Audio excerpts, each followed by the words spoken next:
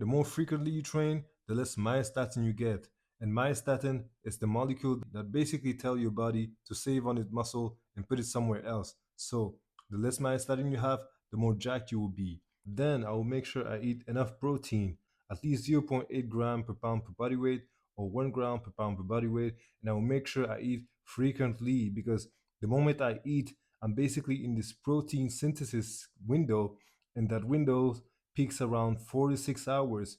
So make sure you eat at least every 4 to 6 hours. So I won't skip my breakfast, my lunch, my dinner. You don't have to be like a bodybuilder and eating every 2 hours, but it has to be frequent during the day. Then make sure I eat enough carbs. Having enough carbs will bring glycogen to my muscles. So I make sure I eat before training and after training. Next, I will prioritize my sleep and my rest between trainings. This is where a lot of people leave this part out and they lose out on some crucial gains because you need to understand there's something called mTOR, which is another muscle building switches that will help whenever you eat enough protein and train more. It's going to help you in your protein synthesis. But if you keep on training 24/7, you're not giving enough time for your mTOR to reset and to be able to work more efficiently. Therefore, you really need rest, at least 2 to 3 hours between training session.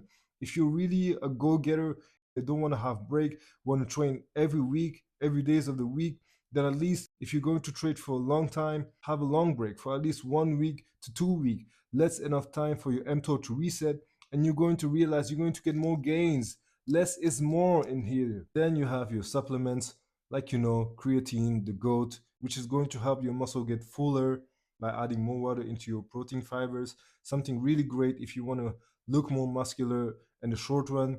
Salt, again, something really important for your protein synthesis. You don't want to miss this out.